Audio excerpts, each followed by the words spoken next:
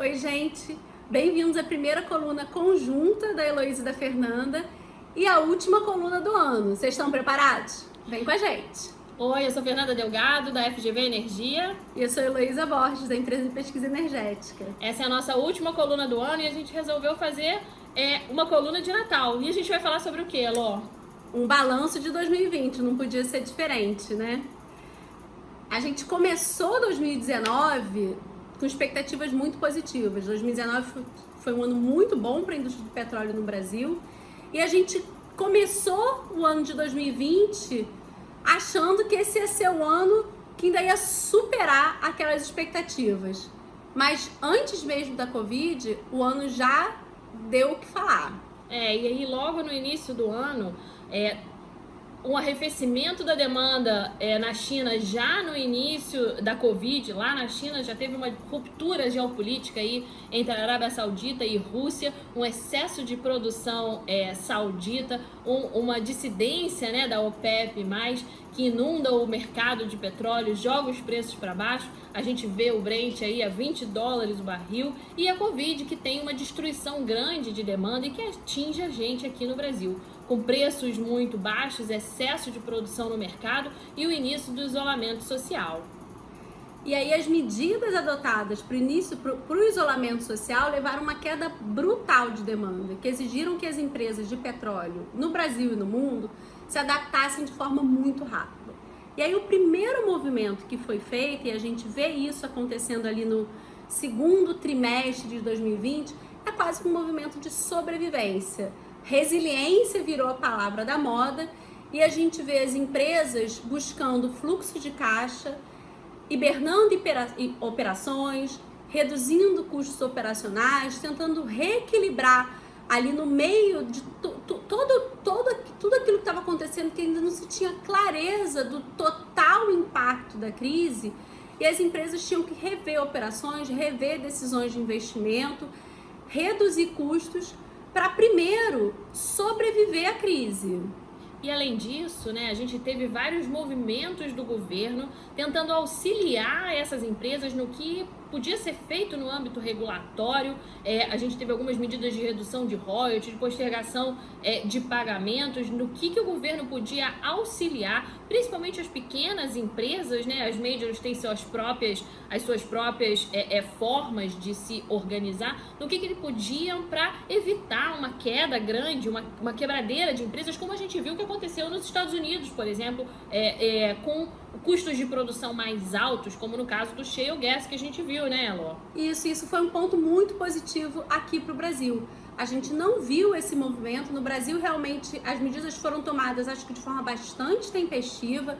A ANP foi rápida, inclusive, em flexibilizar várias obrigações regulatórias, não só monetárias, mas até mesmo obrigações de entrega de documentos. Então, de forma geral, a indústria brasileira de petróleo sobreviveu muito bem à crise. A gente mostrou uma resiliência dos investimentos aqui no Brasil, diferente de outros países, né, Fernanda? A gente teve alguns movimentos de países no entorno estratégico brasileiro, como a Argentina, né, o shale gas de Vaca Morta, que praticamente acabou a produção, parou a produção, né? A Colômbia, que tem operações muito complexas, operações de selva que também foram contingenciadas. Quando você fala das operações do Peru, que também são operações complexas, então a maioria dos países no entorno estratégico brasileiro ficaram com as suas produções muito comprometidas, o que deixou o Brasil aí no hotspot do mercado internacional na atração de investimentos, mesmo nesse ambiente pandêmico.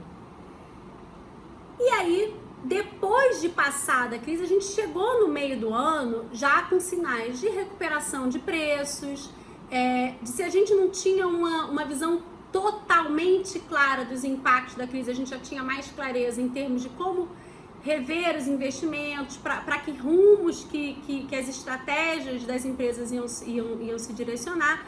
E aí a gente vê uma série de anúncios das empresas divulgando quais iam ser suas estratégias nesse cenário pós-Covid. Algumas empresas majors no mundo apostaram fortemente numa aceleração da transição energética, enquanto outras empresas claramente optaram por não fazer apostas tão agressivas em meio a um ambiente que, se não é tão incerto quanto no primeiro semestre de 2020, já ainda não é totalmente, a gente não tem total clareza dos impactos da pandemia, mas a gente vê no segundo semestre já com sinais de recuperação, com fortalecimento das exportações brasileiras de petróleo, por exemplo, com uma maior estabilidade de preços e com sinais já positivos para 2020. Nessa discussão de transição energética, o discurso aqui na América Latina e na América do Norte ganha muita força depois das eleições americanas, né? Antes disso, no meio da pandemia, você tinha uma sinalização muito positiva, principalmente nas empresas europeias, das energias renováveis como um alavancador, uma alavanca muito forte para a saída da crise, né? Como fontes de investimento, não só como hedge à indústria petrolífera, mas como uma alavanca muito grande de investimento, como investimentos que fossem tão bons quanto a indústria petrolífera.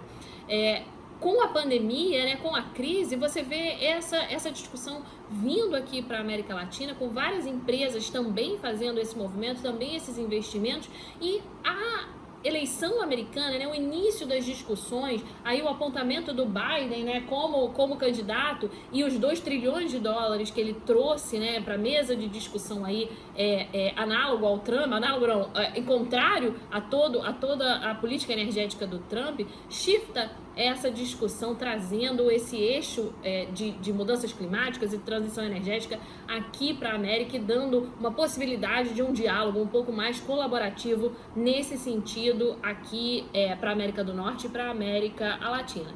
Nesse meio tempo, acirram-se aqui no Brasil também as discussões da nova lei do gás.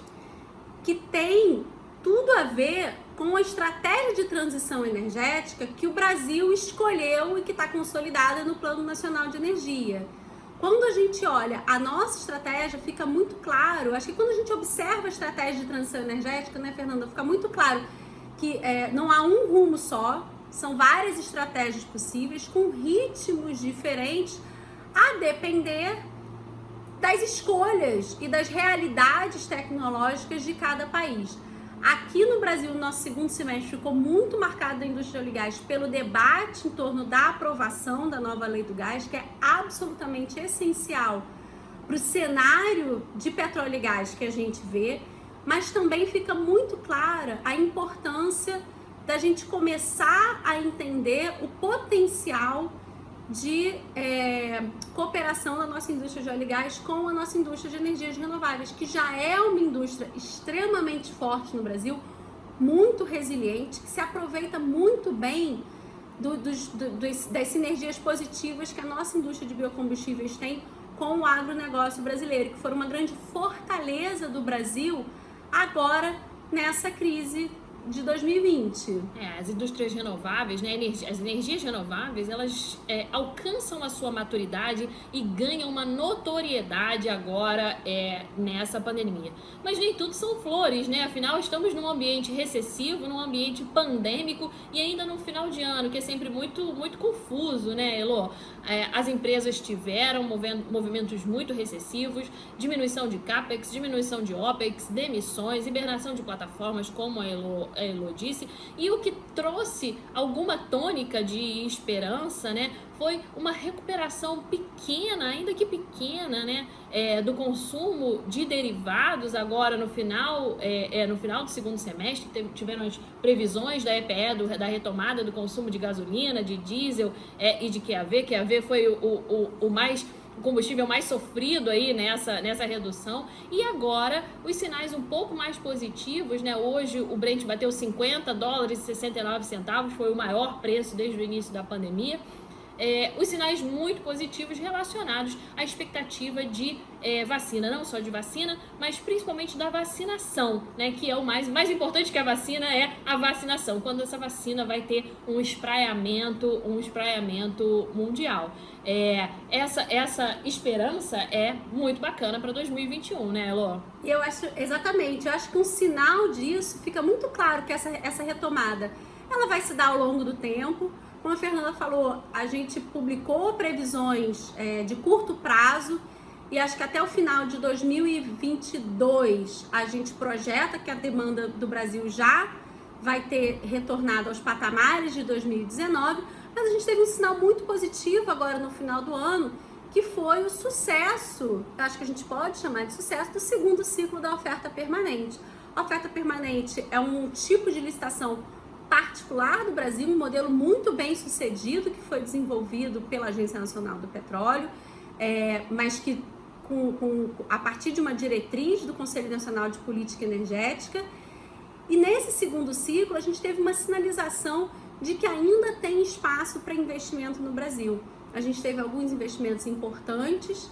É claro que se a gente compara com os números do ano passado, esses números não são tão elevados, mas em termos de sinalização da gente terminar o ano com 17 operadores entrando com compromisso de investimento de 160 milhões de reais e 57 milhões de reais de bônus de assinatura, isso é um sinal muito positivo de fortaleza e de credibilidade da indústria brasileira. A gente teve alguns movimentos importantes.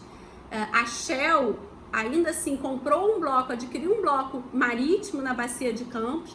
A gente teve uma parceria interessante da Eneva e da Enalta apostando no onshore, inclusive em prospectos com potencial de gás.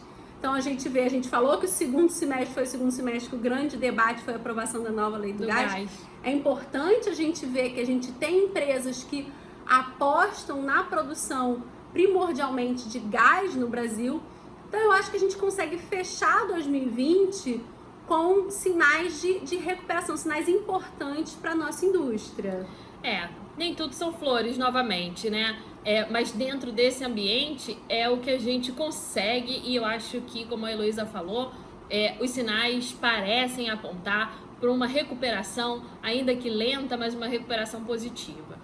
Eu gosto sempre de dizer que a gente precisa da demanda lá na ponta, né? Eu gosto sempre de perguntar, ela vai brigar comigo quando acabar o vídeo, ela vai brigar, mas eu gosto sempre de perguntar que tudo vai depender de onde está essa demanda, por esse gás, por esses combustíveis, e é essa demanda que vai dar a tônica para, não só a demanda brasileira, mas a demanda internacional que vai dar a tônica para a retomada do setor petrolífero nacional e internacional também. Bem, foi um ano confuso, foi um ano conturbado, foi difícil para mim, foi difícil para a Elo, foi difícil para todo mundo, para o setor também.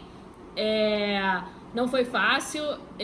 Tomara que 2021 seja um ano bem melhor. Tiveram muitas outras nuances, né? A gente não tem como fazer um balanço apurado, né? O nosso vídeo tem que ter 10 minutos, ou o editor mata a gente, né? A gente até passou dos 10 minutos, mas é um balanço final de ano, e a gente volta em janeiro com mais temas do setor de óleo e gás nacional e internacional. Tchau, gente. Até a próxima. Obrigada. Feliz Natal.